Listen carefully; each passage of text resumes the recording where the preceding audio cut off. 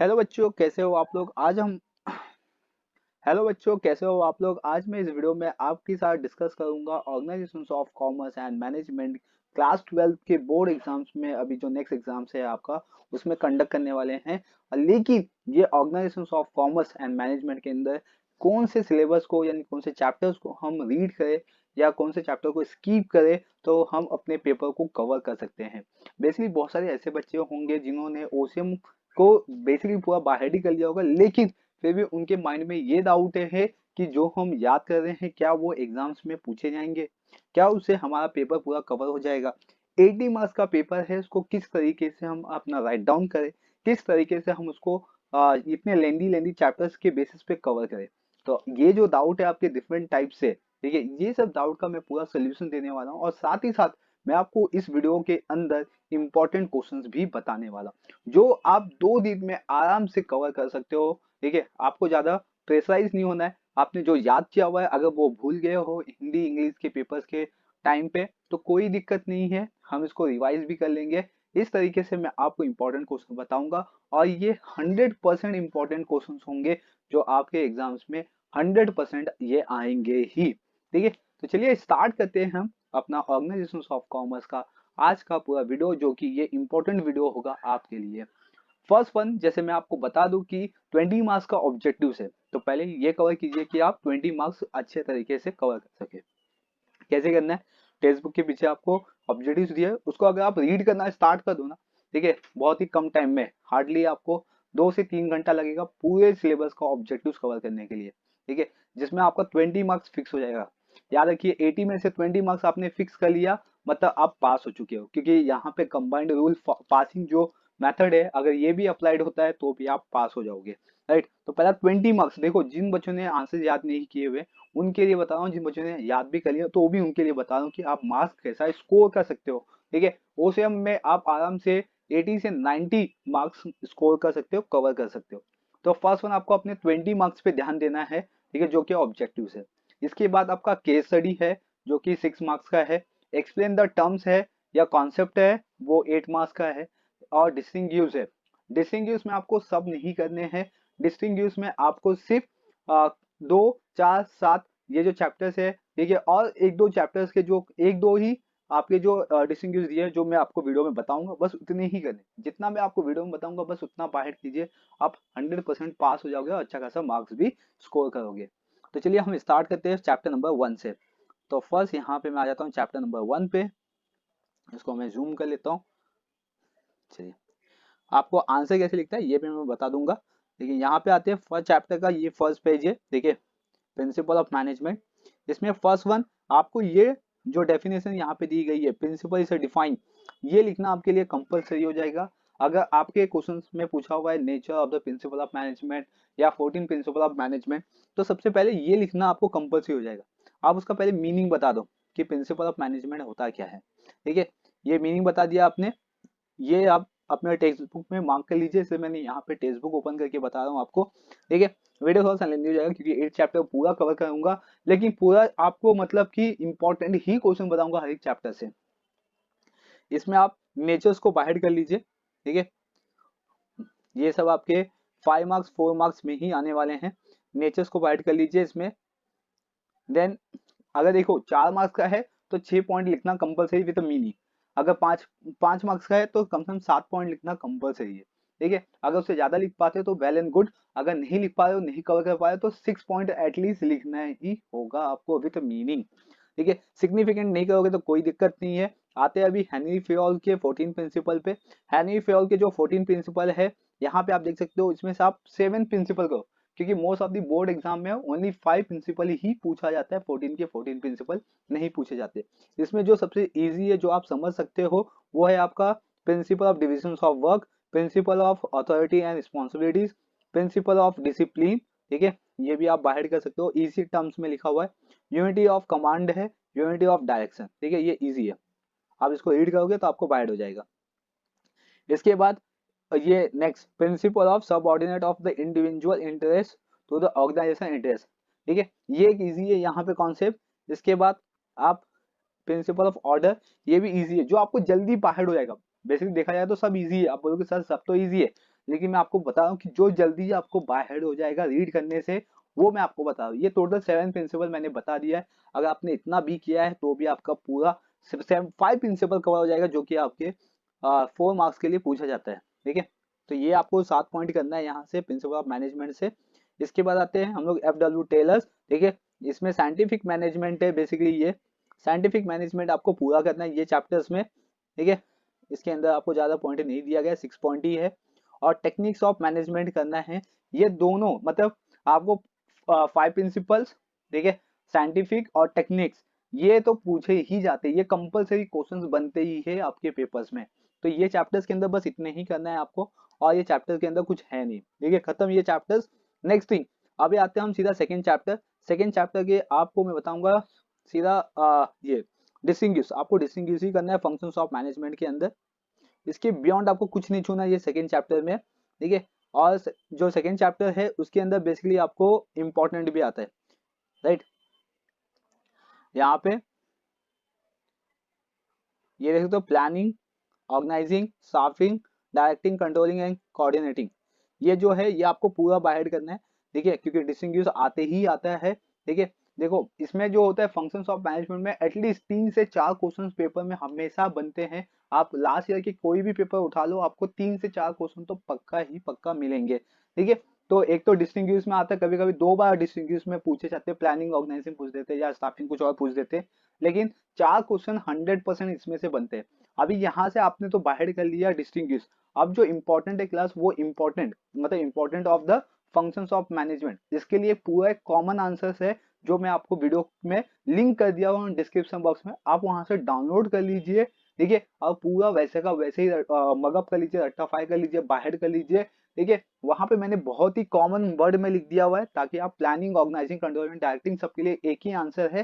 सिर्फ आपको नाम चेंज करना पड़ेगा, प्लानिंग की जगह पे कंट्रोलिंग करना पड़ेगा, कंट्रोलिंग की जगह पे ऑर्गेनाइजिंग करना पड़ेगा।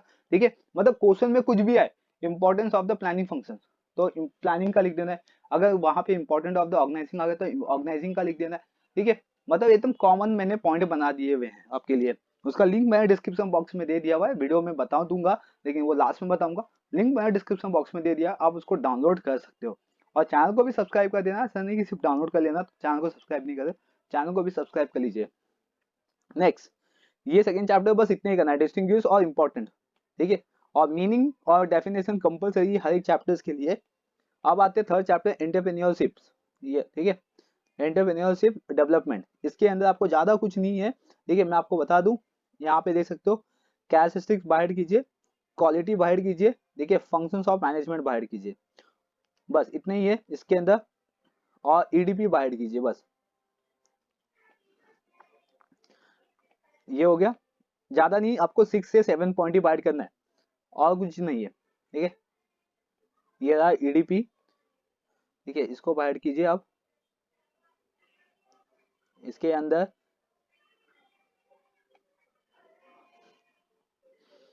ये ईडीपी। ठीक है, ये ईडीपी पूछा जाता है। ये जो सेकंड पॉइंट है ईडीपी, ठीक है, इसको आपको बाहर करना है, जिसमें आपको इंक्लूड दिया हुआ स्टेप्स क्या क्या है, ऑब्जेक्टिव्स क्या है इसके। ठीक है, बस इतने ही बाहर करने हैं ईडीपी के। ईडीपी आता है एग्जाम्स में। राइट, ये हो गया इसके अंदर बस। और इसके अंदर जो इसका डिस्टिंग्विश दिया हुआ है, अगर डिस्टिंग्विश करते हो तो ठीक है, नहीं करोगे तो कोई दिक्कत नहीं है। इसमें इसमें दिया हुआ है आपको डिस्टिंग्विश मैनेजरियल और मतलब मैनेजर और एंटरप्रेन्योर का दिया होगा इसमें डिस्टिंग्विश। अगर नहीं दिया हुआ है टेक्स्ट बुक में तो कोई दिक्कत नहीं है। ठीक है, और नहीं बाइट करोगे तो भी चलेगा, बेसिकली इसमें जो टेक्स्ट बुक में गिवन नहीं है। ठीक है, मैंने जो नोट्स आपको लिंक दिया हुआ है डिस्क्रिप्शन बॉक्स में, उसमें मैंने डिस्टिंग्विश ऐड किया हुआ है, तो उसमें से बाइट करना है तो उसमें से बाइट कर लेना। अगर ये थर्ड चैप्टर में बस इतना ही करना है, बेसिकली थर्ड चैप्टर में और कुछ बाइट नहीं करना है। ऑब्जेक्टिव देखो सब चैप्टर का करना है आपको। ठीक है, ऑब्जेक्टिव कहीं नहीं छोड़ना है, 20 मार्क्स अपना पकड़ के चलना है। नेक्स्ट आते हैं अभी बिजनेस सर्विस में। बिजनेस सर्विस में आपको टोटल यहाँ पे कितना दिया हुआ है, 4 पॉइंट दिया हुआ है, इंश्योरेंस है, वेयर हाउसिंग है, ठीक है, ट्रांसपोर्ट है और कम्युनिकेशन है। ठीक है, बस इतने दिया हुआ है, 4 ही पार्ट है। तो बेसिकली टाइप्स ऑफ बैंक है यहाँ पे, पूरा टाइप्स ऑफ बैंक नहीं आता। हाँ, कॉमर्शियल बैंक में मैं आपको बता दूं इसमें इंपॉर्टेंट क्या है।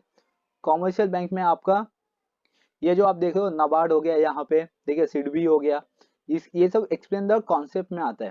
ठीक है, याद रखिए, ये सब आपको आरआरबी हो गया, ये सब क्या आपके एक्सप्लेन द कॉन्सेप्ट आते हैं। हाँ, अभी आते हैं फंक्शंस ऑफ कॉमर्शियल बैंक। इसके अंदर आपको प्राइमरी और सेकेंडरी, ये कैसा है ना, ये 100% पूछे जाने वाले क्वेश्चन है। ये दोनों में से कोई एक तो 100% आता ही आता है। तो आपको प्राइमरी भी बाहर करना है और सेकेंडरी भी बाहर करना है। देखिए बैंक के अंदर बस इतना ही है, और उसके अंदर कुछ ज्यादा बाहर नहीं करना है। इतना मैं आपको बता दे रहा हूँ कि आपका टाइम और जो पेपर्स है, अभी बेसिकली एक एक दिन बचा हुआ है, ठीक है, आपको पूरा रिवाइज करने के लिए, बाहर करने के लिए। तो इम्पोर्टेंट क्वेश्चन बता रहा हूँ जो आपके एग्जाम से पूछे जाते हैं, ठीक है। अगर आप देखोगे प्रिंसिपल ऑफ इंश्योरेंस, ये भी इंपॉर्टेंट है। Types of principle of insurance ये आते ही है, इसके एक्सप्लेन द टर्म भी आते हैं।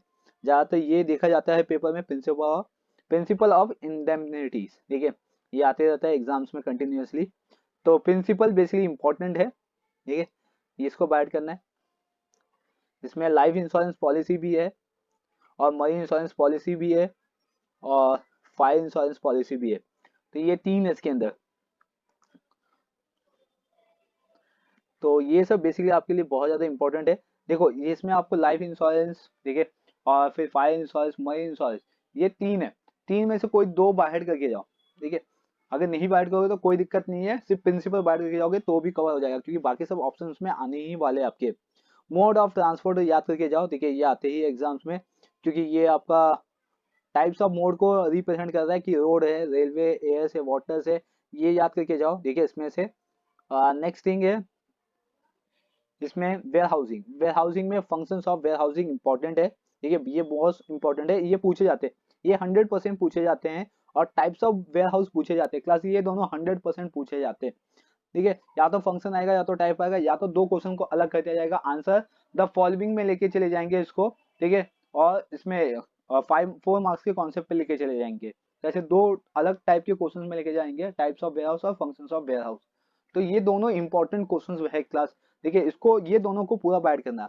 जितना मैं यहाँ पे बताऊं उतना आप अपने टेक्स्ट बुक में टिक मार्क कर लो, और उतना ही बाइट करना, उसके आगे बाइट नहीं करना, ठीक है। ये 100% आने ही वाले, इसलिए मैं आपको बता रहा हूँ। ये यहाँ पे आपको जो देख रहे हो मनी रेमिटेंस में, आपको एक्सप्लेन द कॉन्सेप्ट में आता है, ठीक है। और यहाँ पे आ गया आपका डिस्टिंग्विश। देखो ये लाइफ इंश्योरेंस, मरीन इंश्योरेंस और फायर इंश्योरेंस, ठीक है। अगर आपने उसके आंसर्स मत बाहर करो, जो आपने ऊपर आंसर देखे ना, वो आंसर मत बाहर करो, ये याद करके जाओ, ठीक है। ये आंसर, ये जो डिस्टिंग्विश है, आपका डिस्टिंग्विश भी यूज हो जाएगा, और आपका आंसर भी इसमें बन जाएगा आराम से, ठीक है। Save current account, saving account और फिक्स डिपॉजिट, ये भी इंपॉर्टेंट है, देखिए, क्योंकि ये लास्ट टाइम पूछा भी गया था। कॉमर्शियल बैंक, सेंट्रल बैंक, ये 100% आते ही है एग्जाम्स में, ठीक है। देखो यहाँ पे रोड ट्रांसपोर्टेशन, वेयर ट्रांसपोर्टेशन, ठीक है, ये वाटर ट्रांसपोर्टेशन, ये सब दिया हुआ है। तो ये आप यहाँ से बाइट करो, या तो ऊपर के आंसर्स बाइट करो, कोई एक ही बाइट करो, या तो डिस्टिंग्विश कर लो या तो आंसर कर लो, ठीक है। तो बेटर क्या होगा आपके लिए, डिस्टिंग्विश होगा। आंसर्स आप कन्वर्ट कर सकते हो डिस्टिंग्विश से, लेकिन आंसर से डिस्टिंग्विश कन्वर्ट नहीं हो पाएगा, राइट। तो आप डिस्टिंग्विश ही कर लो और आंसर में इसको कन्वर्ट कर देना। लेकिन इसमें सेंट्रल बैंक और कॉमर्शियल बैंक इंपॉर्टेंट कॉन्सेप्ट है। ये सेकंड चैप्टर हो गया क्लास, सॉरी फोर्थ चैप्टर हो गया, ठीक है। अब आते हैं हम लोग mode of emerging mode of business, जिसके अंदर बहुत ही कम ही क्वेश्चन है। जैसे कि इसमें अगर हम आए तो B2B, B2C, ये सब जो है, ठीक है, ये सब इंपॉर्टेंट हो जाते हैं यहाँ पे। ये जितना 6 का 6 दिया था, ये 6 का 6 बाहर करना, क्योंकि ये कॉन्सेप्ट में भी आते हैं और आंसर्स में भी आते हैं, ठीक है। Any4 या Any5 करके आते हैं ऐसे। तो ये करना इसमें B2B, B2C। इसके बाद आप सीधा आ जाना किस पे, आउटसोर्सिंग। आउटसोर्सिंग 100% पूछे जाने वाले क्वेश्चंस बनते हैं। आप हर साल का पेपर उठाओ, उसमें आपको ये दिखेगा ही, आउटसोर्सिंग दिखते ही दिखता है, ठीक है, इसके बिना कोई पेपर ही नहीं बनता है। तो आउटसोर्सिंग हो गया क्लास, एक तो आउटसोर्सिंग कर लो, फिर इसके बाद सीधा LPO करो, ठीक है। ये LPO यहाँ पे, LPO कर लो। क्यों, मैंने इसमें दो चीज नहीं बताया, कौन सा, KPO और BPO। KPO BPO के लिए अगर आप देखोगे तो इसका डिस्टिंग्विश दिया होगा आपके टेक्स्ट में, यहाँ पे देखो, डिस्टिंग्विश, इसमें डिस्टिंग्विश करो क्लास। अगर KPO BPO आया तो आप इसका लिख लेना, डिस्टिंग्विश का आंसर कन्वर्ट कर देना। और LPO आउटसोर्सिंग आपने बाहर भी किया हुआ है, मतलब ये चैप्टर आपने पूरा अच्छी तरीके से कवर कर लिया हुआ है, राइट। ज्यादा नहीं क्लास, हर एक चैप्टर में से 3 से 4 क्वेश्चन या पांच पांच भी क्वेश्चन बन जाएंगे। अगर लेंथी चैप्टर है तो वो 5 से 6 क्वेश्चन ही मैं आपको बता रहा हूँ, हर एक पूरा क्वेश्चन नहीं बता रहा हूँ मैं, ठीक है। नेक्स्ट थिंग है इसके अंदर ऑब्जेक्टिव किसी चैप्टर का भी नहीं छोड़ना, 20 मार्क्स है यहाँ पे आपके पास। सोशल रिस्पॉन्सिबिलिटी टूवर्ड, ठीक है, इसमें मोस्ट ऑफ द अगर पेपर में देखोगे तो इसमें गवर्नमेंट आया हुआ है, देखिए एम्प्लॉयज आया हुआ है, और कम्युनिटीज या सोसाइटीज आया हुआ है, ठीक है। ये तीन ज्यादातर पूछे गए अगर 5 साल के पेपर उठाओगे, ठीक है। तो ये आप बाहर कर लेना इसके अंदर से। और ये CSR, ये 100% आने वाले क्वेश्चन है CSR, ठीक है, ये पूछे जाते हैं। और लास्ट टाइम तो बिजनेस एथिक भी देखा गया था, पेपर के अंदर ये क्वेश्चन बना था। लेकिन आप CSR करना और ये ऊपर का जो टू वर्ड है, ठीक है, वो बाहर करना क्लास। इसके बाद नेक्स्ट वन आते हैं हम लोग, CSR के बाद ये सोशल रिस्पॉन्सिबिलिटी, यहाँ पे ये बिजनेस एथिक्स है, ठीक है। चैप्टर लेंदी है भी बहुत, तो इसके लिए इसके अंदर जो आने वाले क्वेश्चन है सिर्फ इतने ही बता रहा हूँ मैं। एंड नेक्स्ट थिंग है, CSR के बाद ये चैप्टर खत्म होता है। Consumer protection, consumer protection, yes, इसमें जो राइट है, देखो हर एक चैप्टर का मीनिंग डेफिनेशन आपको करते ही है, कोई भी चैप्टर का मेन डेफिनेशन स्किप नहीं करना, राइट। ये राइट ऑफ कंज्यूमर, ये बहुत ही ज्यादा इंपॉर्टेंट बन जाते हैं क्लास, ठीक है, क्योंकि ये इंपॉर्टेंट क्वेश्चन ही है, ये 100% पूछे जाएंगे ही, ठीक है। तो इसको बाहर कर लेना। ये कभी कभी इसमें मतलब आंसर्स भी आते हैं और इसके एक्सप्लेन द कॉन्सेप्ट भी पूछे जाते हैं। टोटल यहाँ पे आपको दिया गया है right to safety, right to information, right to choose, right to heard, ठीक है, right to consume education, represent redressal, environment, ठीक है, और अनफेयर प्रैक्टिस दिया हुआ है, और सुपेरियस गुड्स दिया हुआ है। यानी कि 10 के 10 पॉइंट दिए, तो आपको 10 पूरे बाइट नहीं करने हैं। याद रखिए इसमें 5 मार्क्स के पूछे जाते हैं, तो कम से कम 6 से 7 पॉइंट आपको इसके बाइट करने पड़ेंगे, ठीक है, सिर्फ इसमें राइट टू कंज्यूमर्स में। एंड देन इसके बाद अभी देखो ये लोक अदालत, ठीक है, ये पूछा गया है एक्सप्लेन द कॉन्सेप्ट के अंदर। और इसमें एक और ये बन सकता है जनहित याचिका, ये भी आ सकता है क्लास एक्सप्लेन द कॉन्सेप्ट में, याद रखो, या तो कंज्यूमर वेलफेयर फंड, ठीक है, ये आपके कॉन्सेप्ट में आ सकता है क्लास। कंज्यूमर प्रोटेक्शन एक्ट 2019, जो कि इसको रिफॉर्म किया गया था, तो इसमें डिस्ट्रिक्ट कमीशन है, ठीक है, और जुडिशियल है होगा इसके अंदर, स्टेट कमीशन है, ठीक है। तो ये सब नहीं आएंगे इसके अंदर, आपको ये सब नहीं करने। नेक्स्ट थिंग इसके अंदर आते हैं ये वाला, ये इंपॉर्टेंट है, ये इसका डिस्टिंग्विश 100% पूछेंगे क्लास, ठीक है। आपका 4 मार्क्स यहाँ पे फिक्स हो जाएगा। डिस्ट्रिक्ट, स्टेट और नेशनल, ठीक है, हमेशा दो बनते हैं, डिस्ट्रिक्ट स्टेट बनता है, या तो स्टेट नेशनल बनता है, या तो डिस्ट्रिक्ट नेशनल बनता है, याद रखिए, ठीक है। तो ये चैप्टर से इतने ही करने हैं, जितना टिक मार्क करवा रहा हूँ क्लास बस उतना ही टिक मार्क कीजिए, उससे ज्यादा आपको नहीं करने। एंड नेक्स्ट वन आते हैं अभी, ये हो गया आपका चैप्टर नंबर 7 हो गया, चैप्टर नंबर 8 में, ठीक है। ओके, अभी सीधा इसमें मेन क्वेश्चन जो है वही करेंगे। इंपॉर्टेंट ऑफ मार्केटिंग, ये एक है जो इंपॉर्टेंट क्वेश्चन बनता है इसमें। इंपॉर्टेंट ऑफ मार्केटिंग में अलग अलग टाइप से दिया हुआ है क्लास, ठीक है। इंपॉर्टेंट ऑफ मार्केटिंग बेसिकली आपका एक्सप्लेन द कॉन्सेप्ट में आता है और केस स्टडी में पूछा गया था, ठीक है, उसके अंदर है। और अगर आप इंपॉर्टेंट मार्केटिंग नहीं करोगे तो भी कोई दिक्कत नहीं है, ठीक है, लेकिन इसके अंदर ये 100% आपको करना है फंक्शंस ऑफ मार्केटिंग, 100% करना है क्लास, ठीक है। ये हमेशा पूछे जाने वाले क्वेश्चंस बनते हैं। और मार्केटिंग मिक्स, ये भी 100% पूछे जाने वाले क्वेश्चन है यहाँ पे, मार्केटिंग मिक्स। और इसके पहले जो मैंने बताया फंक्शंस ऑफ मार्केटिंग, ये 100%। इसमें दो टाइप से क्वेश्चन बनते हैं क्लास, एक तो 4P के बेसिस पे बनते हैं और दूसरा 7P के बेसिस पे बनते हैं। और इसका कॉमन आंसर ही दिया हुआ है टेक्स्ट बुक में, देखिए 4P में only product price place promotion आएगा, और उसके बाद 7P लेके जाओगे तो वो 4P हो गया प्लस ये 3P, people process and physical environment. बस इतने ही आपको इसमें करना है क्लास, ये पूरा ओसीएम खत्म हो जाएगा फिर। और आपके जो ऑब्जेक्टिव्स है वो सब करते हैं। और इसके अंदर जो केस स्टडी पूछा गया है, ठीक है, केस स्टडी का मैंने भी लिंक दे दिया हुआ है क्लास डिस्क्रिप्शन बॉक्स में, पूरा आंसर के साथ मैंने केस स्टडी बनाया हुआ है, ठीक है, विद वीडियो लेक्चर्स, ठीक है, ताकि आपको केस स्टडी समझ में भी आए। और आप केस स्टडी के जो आंसर्स जो आपको चाहिए वो भी मैंने उसमें लिंक करके दे दिया हुआ है, आप वहां से उसको देख सकते हो। और जो आपका इंपॉर्टेंट फंक्शंस है, फंक्शंस ऑफ मैनेजमेंट, उसका मैंने पूरा वर्ड फाइल या PDF फाइल मैंने लिंक कर दिया हुआ है, आप उसको डाउनलोड कर सकते हो वहां से। तो ये ओसीएम यहाँ पे कवर होता है क्लास आपका, आराम से कुछ नहीं तो 60 अबव निकाल सकते हो, ठीक है, 60-65 एबो आराम से निकाल सकते हो अगर आपने 20 मार्क्स को कहीं नहीं जाने दिया तो। ठीक है, यानी कि 20 मार्क्स आपका ऑब्जेक्टिव बनता है, अगर वो कहीं नहीं गया तो मतलब फिर आप आराम से निकाल सकते हो अपना 60 से 65 मार्क्स। ठीक है, 100 में से। तो इतने ही इंपॉर्टेंट है, आप इसको टिक मार्क कर लीजिए फटाफट और याद करना स्टार्ट कर दीजिए। चलिए अब हम मिलेंगे नेक्स्ट इंफॉर्मेटिव वीडियो के साथ। बने रहिए चैनल पे, चैनल को सब्सक्राइब कर लीजिए। Thank you for watching.